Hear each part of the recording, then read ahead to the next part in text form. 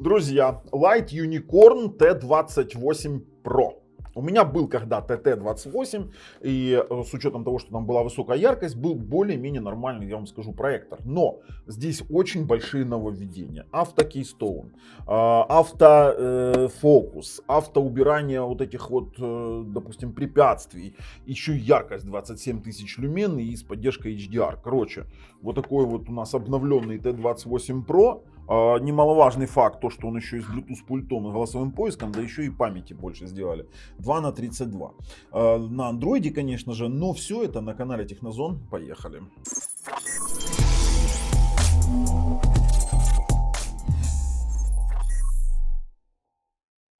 Мы сейчас на страничке продавца. Вообще цена $223 на текущий момент. И советую вам перейти в описании под видео. Там есть ссылочка, посмотреть актуальную цену для вашей страны. А также подписывайтесь на канал и нажимайте колокольчик. Очень важно для нас и, честно говоря, будет все равно для вас.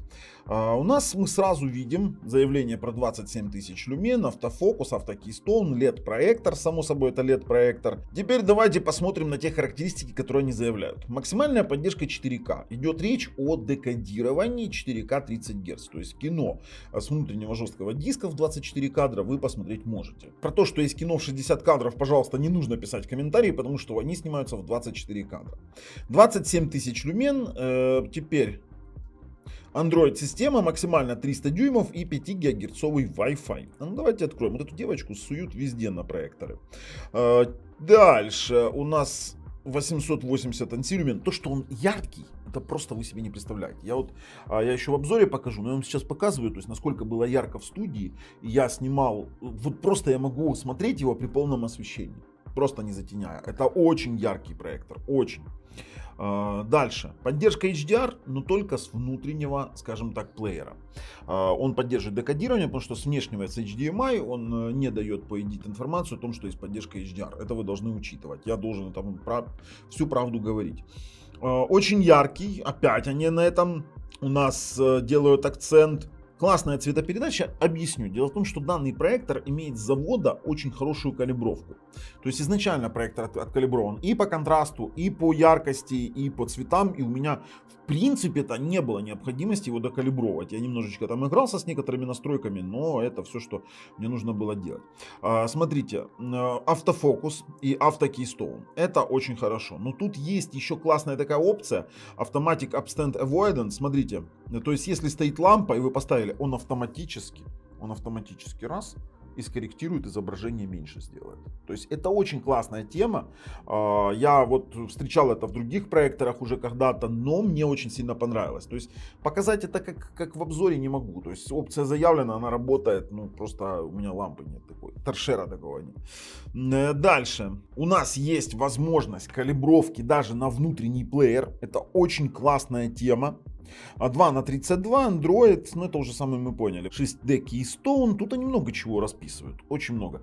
Поддерживает мультискрин, мироскрин и AirPlay, которые, честно вам скажу, мне не заработали. Я вот сколько не пытался, у меня есть другой проектор от компании Unicorn, Light Unicorn X9 Pro, там работает. Здесь не заработало, но опять же должен говорить вам правду. Размера 200 дюймов, как они заявляют, можно добиться до 6, с расстояния 6,8 метров. То есть это длиннофокусный проектор, потому что, ну, например, 107 дюймов это 3,4 метра и 71 дюйм 2,3. Например, у той же модели X9 Pro от того же Light Unicorn на малой линзе, там можно на 2,5 метра добиться, допустим, уже 80 дюймов, а 200 дюймов там будет порядка 4 метров. Да, вот таким вот образом, или 3,5 или 4 метра, не помню. Подходит идеально для презентаций. Тут мне нечего сказать, но со своей стороны скажу, есть поддержка Bluetooth 5. Со своей стороны могу сказать одну вещь. Дело в том, что достаточно слабый процессор. Они, видите, изначально показывают, что Cortex A53 на 1 ГГц с Mali 450. Вот сделали классно память, 2 на 32, достаточно. Поставьте сюда проц хотя бы 1.5. Вот было бы вообще шикарно, но я больше сейчас его рассматриваю как заточенный для внешних устройств, потому что показывает с внешки он просто-напросто идеально. Мы подключали к нему ТВ-бокс, мы подключали к нему ПК с подплеером на уплавнялке, просто отлично смотрели фильмы, без дерганий, без фризов, без ничего. Поэтому переходим сейчас, распакуем, потестируем и сделаем выводы. Ого, тяжелый. Full HD заявляется. Больше здесь ничего нет, да? Давайте его откроем для начала. Посмотрим, что у нас там в середине. А что он такой большой? Как вот это вот достать? Ах! Сам по себе проектор. Убираем. А что он не с головой? О, знакомые все лица. Формат интересен. Сначала посмотрим, что в комплекте. Винт наклона, кабель питания и пульт. Пульт самый обычный, тоже Bluetooth. Видите, с голосовым поиском. Да ладно, слушайте, прям удивлен. Давайте это оставляем по самому проектору. Есть у нас, вот, пожалуйста. Да, а что вот это такое? Вот это вот, как оно тут ходит зачем-то, непонятно. Ну ладно. Спереди закрыта крышка линза. Линза утопленная. Здесь у нас какие-то непонятные датчики. Ну, я подозреваю, что один из них инфракрасный. Вот эта камера автофокуса. А что вот это вот такое? Честно говоря, не знаю. Хорошо, сзади 2 USB. Давайте переверну, а то будете говорить, что не так сделал.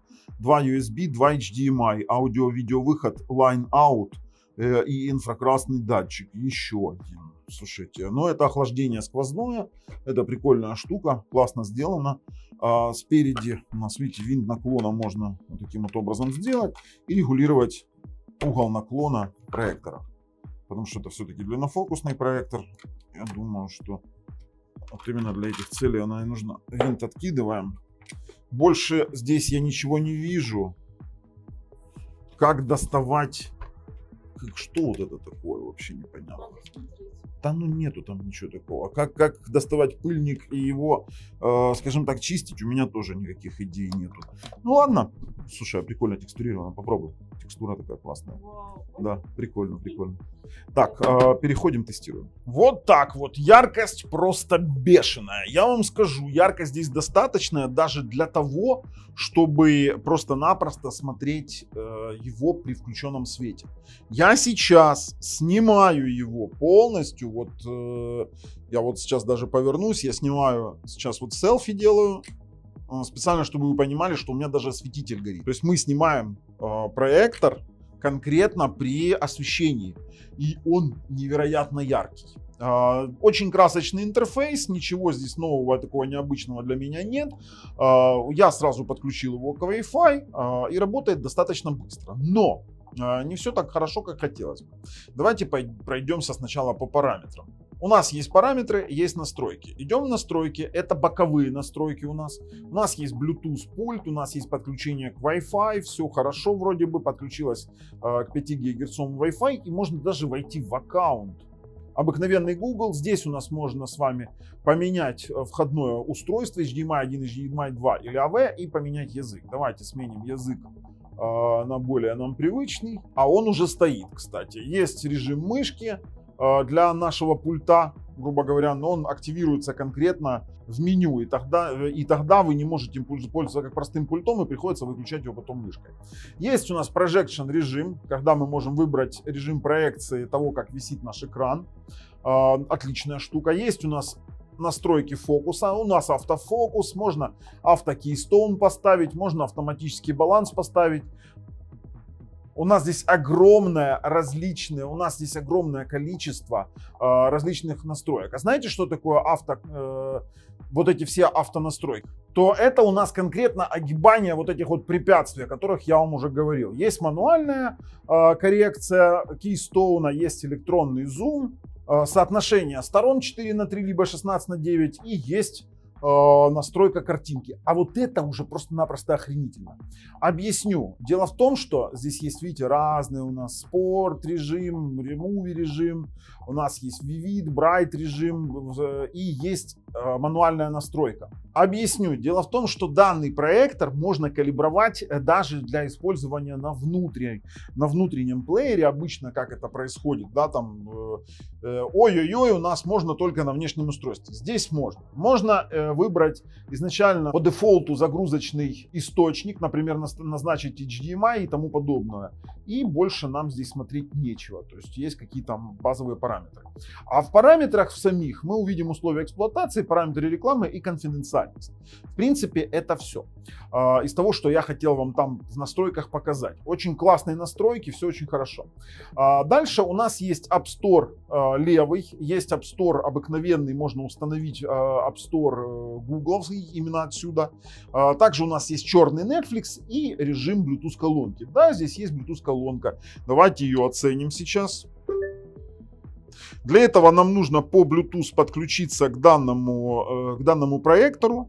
Вот, пожалуйста, смарт-проектор. Нажали, добавить. И у нас передача идет по кодеку AAC, даже не SBC.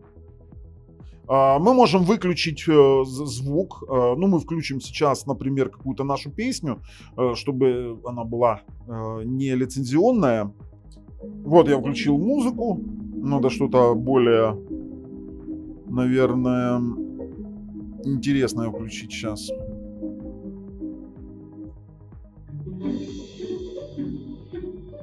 И, кстати, здесь очень неплохой звук. Да, он не самый громкий, но по качеству звука очень даже неплохо. То есть вам не нужны какие-то внешние колонки, если вы готовы смотреть монозвук, допустим, как источник, как, допустим, саундбар. То есть вы можете здесь выключить экран вот таким вот образом и можете его включить обратно. То есть режим Bluetooth колонки вот прям топ-топ. Мне нравится. Есть Miracast, зеркалирование экрана. Сейчас попробуем туда зазеркалировать что-нибудь. Однако Miracast у меня не увидела. Возможно, какие-то ошибки не исключены. В некоторых других проекторах у меня все отлично работает. Вот он. Это Miracast. Давайте попробуем iMirror. Вот оно. iMirror есть. Сейчас попробуем дублирование экрана. Miracast — это, по-моему, беспроводной монитор. Блин, к сожалению, здесь тоже ничего не увидела. Но тут есть как есть. Видите, он ищет. Фокус я не смогу сфокусировать сейчас. Он ищет, найти не может. То есть я как бы ничего здесь сделать не смогу. Но я должен вам всю правду показать. Из того, что здесь вот сделали хорошо, сделали плохо. Хорошо — это один из тех проекторов, у которых памяти достаточно для функционирования без TV-бокса. Например, здесь 2 на 32, это хороший вариант. Здесь центральный процессор, вот это самое слабое место. Это Cortex A53 по 1 ГГц 4 ядра.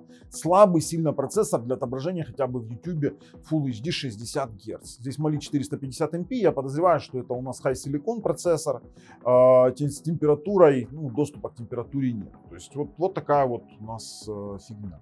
Могу сразу показать в YouTube, как 1080p 60 Гц работает. И исходя из этого, могу сказать, что будем работать на внешнем устройстве. То есть это уже обязательно какой-то вот у нас сложился тренд для ТВ-боксов, для проекторов. Слушайте, у нас же голосовой поиск. Зачем я в YouTube полез? Давайте попробуем найти Дикая река 4К. Но оно нашло как-то странно речка 4К. Ну ладно, включим. Оно нашло именно то, что нам нужно. Это тестовый ролик наш Дикая река. И в Full HD он немного пролагивал у меня в некоторых моментах, поэтому я обязан вам об этом сказать. Звук очень хороший, цветопередача просто шикарная.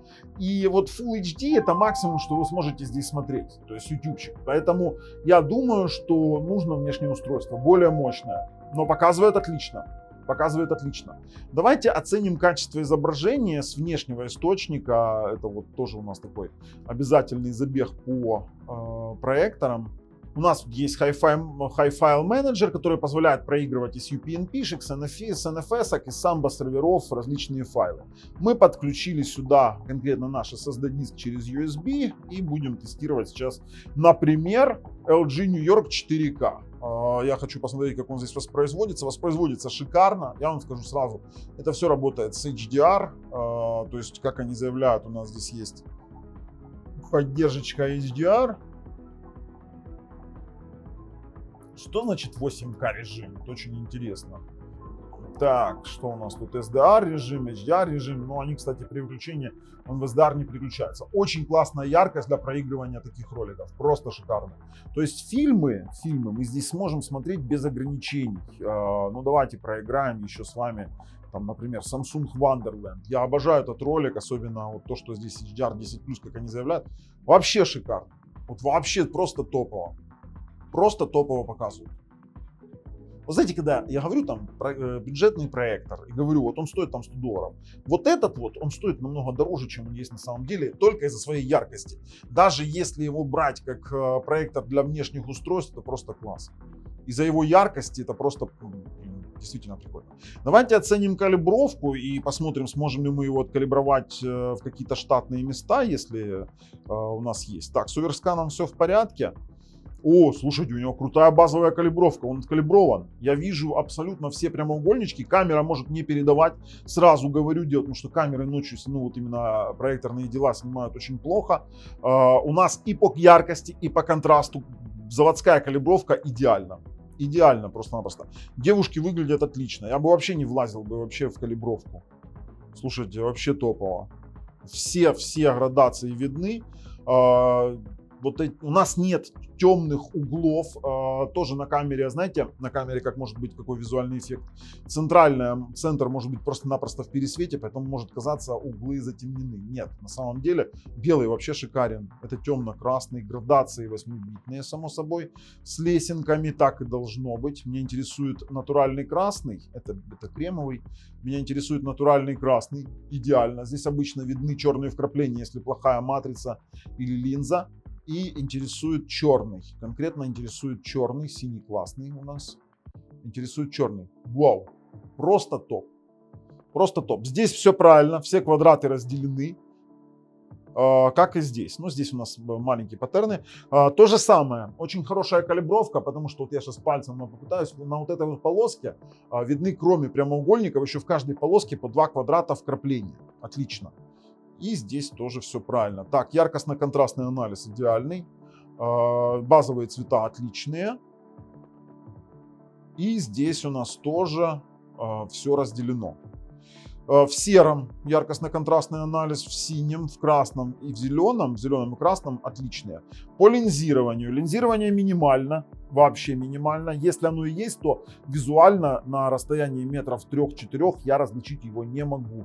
То есть у нас нет сглаживания по краям вот этого размытия, то есть линзирования почти нет. Ну, все-таки качественный проектор. Чистая Full HD матрица, пропуска веточек нет. И девушка с ее ресничками и волосами выглядит отлично, как и птица с ее перьями и черным фоном.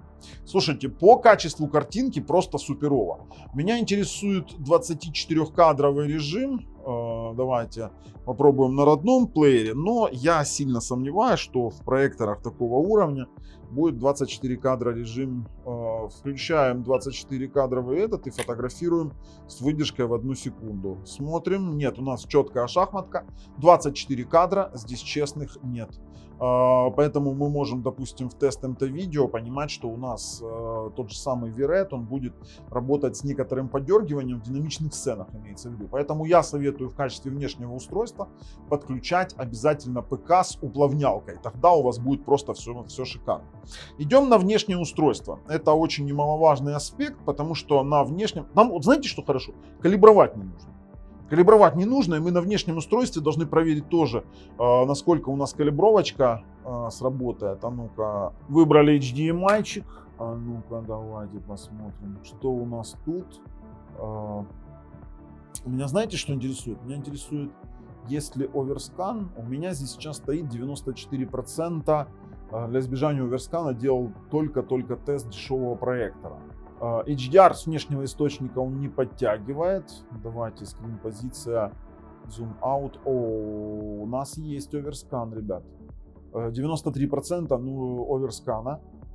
То есть нам нужно немножко масштабировать на самом проекторе, на самом ТВ-боксе. Хотя, возможно, в настройках у нас может быть... Нет, эти настройки нам не подходят. Нет, сами настройки у нас нет боковых настроек для оверскана. Но настраивать качество картинки мы все равно можем. Я сейчас переключаю SSD-шник на ТВ-бокс. Мы посмотрим на качество картинки конкретно из ТВ-бокса. Воткнули. Посмотрим, может быть, с HDMI у нас будет 24 кадра честных. Сразу же проводим тест на 24 кадра. Он дает нам установить 1080p до 60 Гц. Сейчас мы выберем с вами. Ох, он и яркий. Это просто какой-то трэш вообще. Такой засвет дает. Жесткий. Я не знаю вообще, как с этим работать. Давайте я сейчас тоже в профи-режиме. Включаем 24-кадровый режим. Делаем профи-съемочку. Честных 24 кадра у нас нет. А уже здесь мы можем смотреть все, что угодно. У нас не будет тормозить ни 1080p, ни 4К, даже который будет даунскейлиться до 1080p. И, кстати, картинка будет просто-напросто поразительная. Так, смотрите, в YouTube 4К мы включили. А ну сейчас посмотрим, какое у нас там разрешение. Он его даунскейлит до 1080p. Нет, это 2К 60 FPS. Достаточно. Слушайте, ну выглядит просто потрясающе картинка. То есть он спокойно подходит сейчас для видео, для мультфильмов, для кино, для чего угодно. Для ютубчика вообще отлично. Можете даже мои обзоры смотреть. Конечно же можете. Вот здесь вот, слушайте, а здесь правильные цвета. Абсолютно правильные цвета. Камера может не передавать. Я сейчас пойду и протестирую, допустим, то же самое качество картинок. Да, оверскана мы избежали. Оригинальные цвета у нас отличные. Ой, слушайте, вообще топово. Блин, слишком сильная яркость. Я не знаю, как на камере. Мне вообще это все дело даже пригасить. Потому что, ну, чересчур прям пересвет идет. У него очень сильная яркость. Если так глазами смотреть, то вообще топ. Да, все, калибровка у нас сохранена. Калибровка самого проектора сохранена даже при выключении. Блин, пересвет. Какой же пересвет идет, а? Дикий. Давайте попробуем откалибровать на камере, откорректировать. Но он тогда цвета меняет. Эх. Но выглядит это просто-напросто потрясно. Я вам скажу, просто-напросто потрясно. Отличный проектор.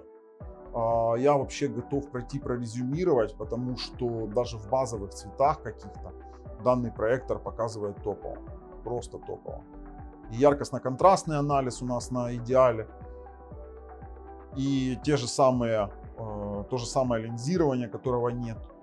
Я считаю, что данный проектор вот можно рекомендовать, но только для внешних устройств. Мы сейчас с вами пройдем, давайте найдем девушек, которых там у нас, вот у нас девушки, есть веточки с чистой матрицей, да, вообще идеально, слушайте. Все, ребят, проходим и делаем выводы, хотя давайте еще вот напоследок я запущу какой-нибудь фильм, дабы мы посмотрели на качество исполнения. Да. Вообще топ. Вообще просто-напросто топ. Смотреть кино. Все, ребят, переходим, делаем выводы. В качестве выводов скажу. Очень неплох проектор. Где тут он? Тяжеловат, конечно. Очень неплох проектор. Мне очень сильно понравился. Однозначно рекомендую, с учетом всех моих замечаний в процессе обзора. Поэтому с вами был Бабл на канале Технозон. Пока.